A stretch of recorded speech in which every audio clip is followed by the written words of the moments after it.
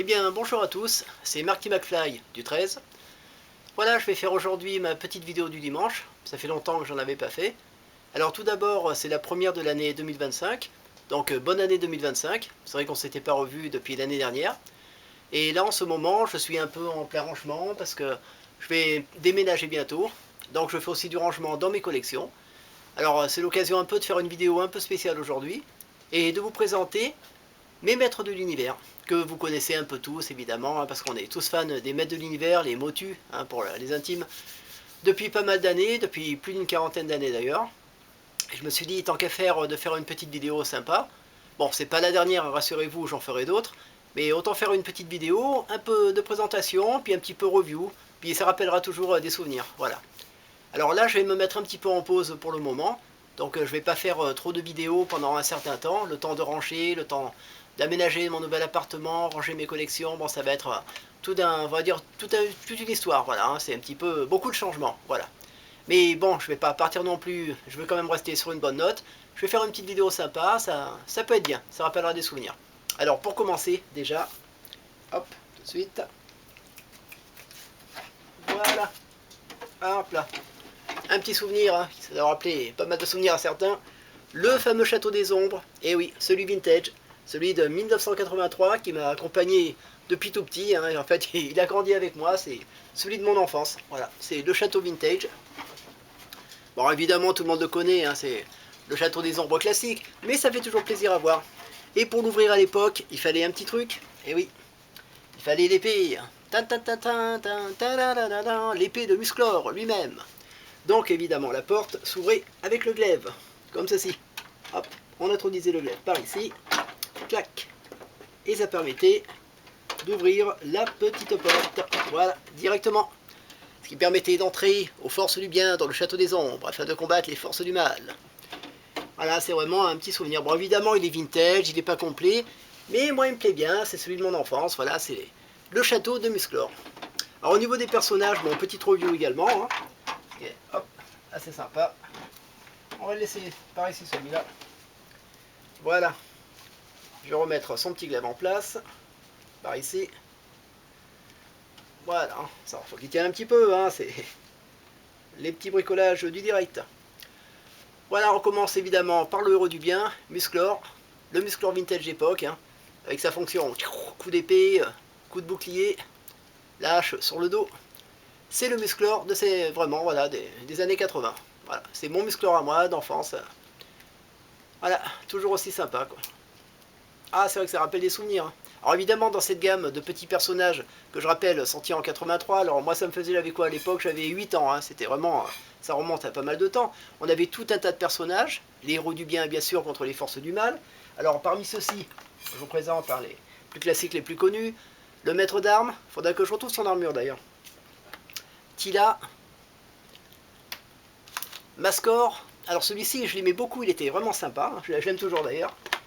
Il avait la particularité de changer de visage. Hop, il suffisait de tourner pour avoir le mode robot ou le mode monstre. Ah, mais on le préférait quand même dans sa version gentil, héros du bien, voilà. Fidèle allié de Musclor. Et un alors que j'aime particulièrement aussi, Roboto.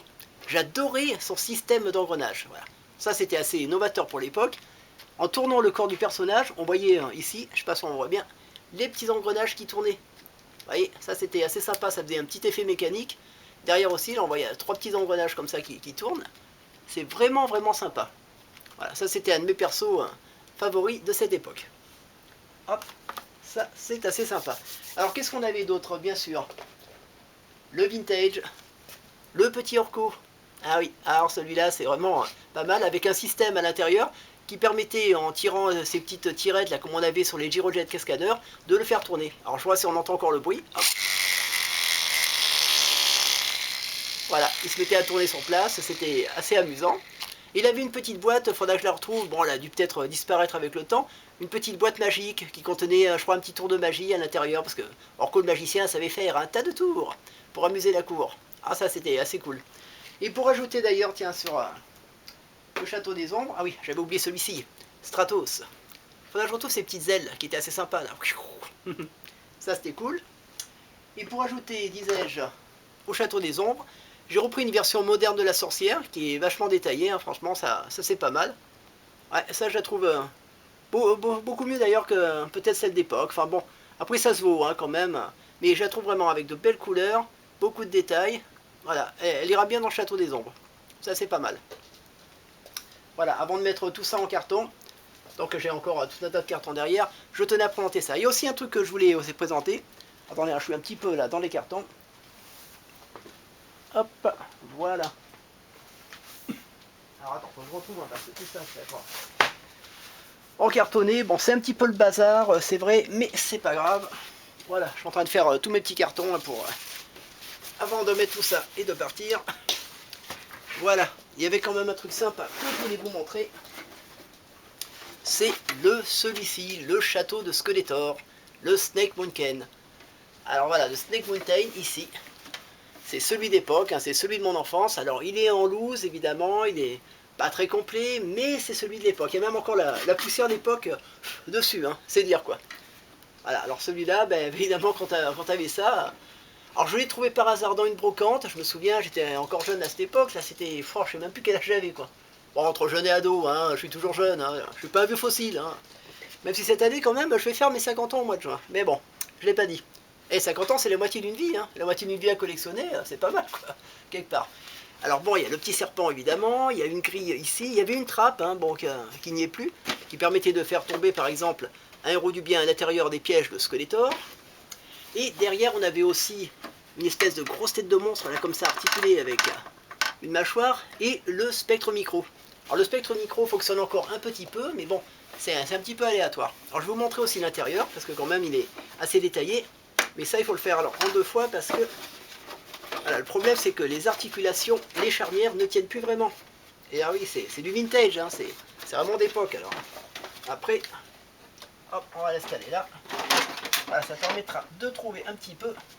Voilà, on voit quelques détails. Alors évidemment, c'est pas complet, mais ici, il y avait par exemple une espèce de lave où alors les gentils pouvaient tomber. Donc une fois qu'ils tombaient par là, il y avait un filet, si je me souviens bien.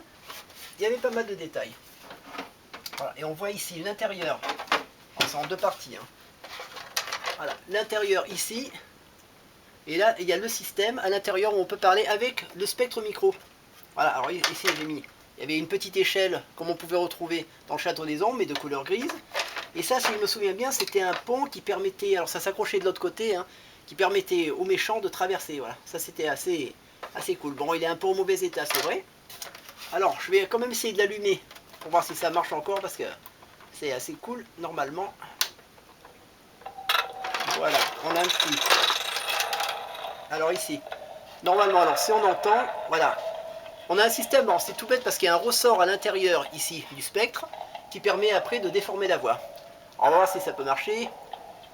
Attention, guerre à toi, Musclor. Guerre à toi, ici Skeletor. Un jour je deviendrai le maître de l'univers. Voilà, c'était assez pas mal, ça permettait d'intensifier la voix et ça faisait une voix assez monstrueuse. On avait l'impression qu'il sortait du château, c'était assez cool quand même. Les maîtres de l'univers sont de retour. Alors ça c'était vraiment pas mal quoi. Ah, il y a un petit effet micro. Clic, voilà. Voilà par exemple donc pour le château de Skeletor. Alors évidemment, qui dit château de Skeletor, Snake Mountain, dit évidemment Skeletor lui-même, le petit Skeletor vintage. Alors j'ai réussi à retrouver tous les accessoires, hein.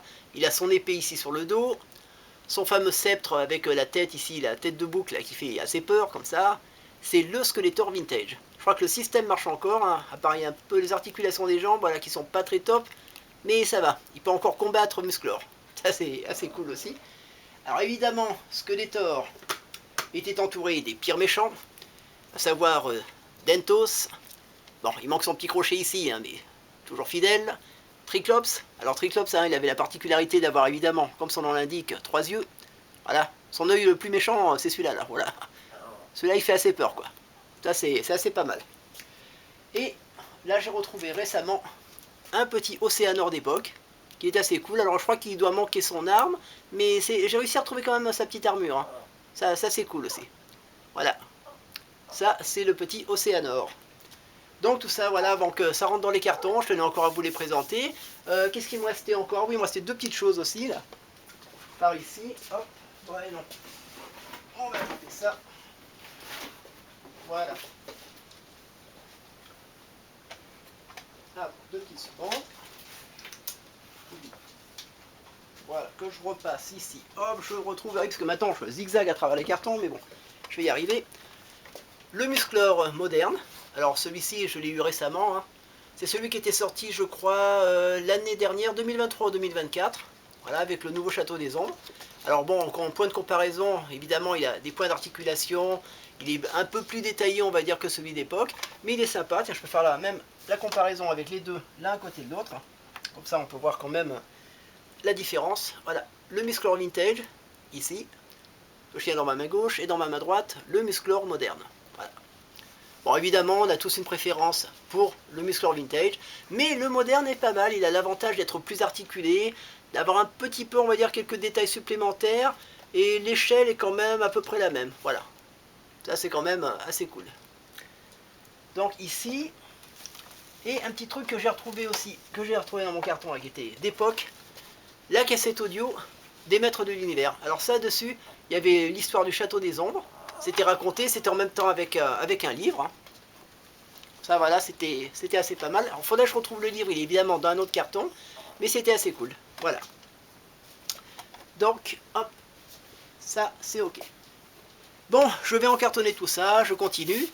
Je vous dis quand même, rendez-vous pour d'autres vidéos. J'essaierai d'en faire les week-ends, ou dès que possible. Bon, je vais être obligé de faire une pause pendant un certain temps, hein, le temps un petit peu de ranger tout ça. Mais dès que je retrouve encore des joujoux collector, dès que ça me tombe sous la main, je continuerai à les mettre sur YouTube. Ça passera aussi sur Facebook, ça y a pas de souci. Voilà, c'était donc Marky McFly.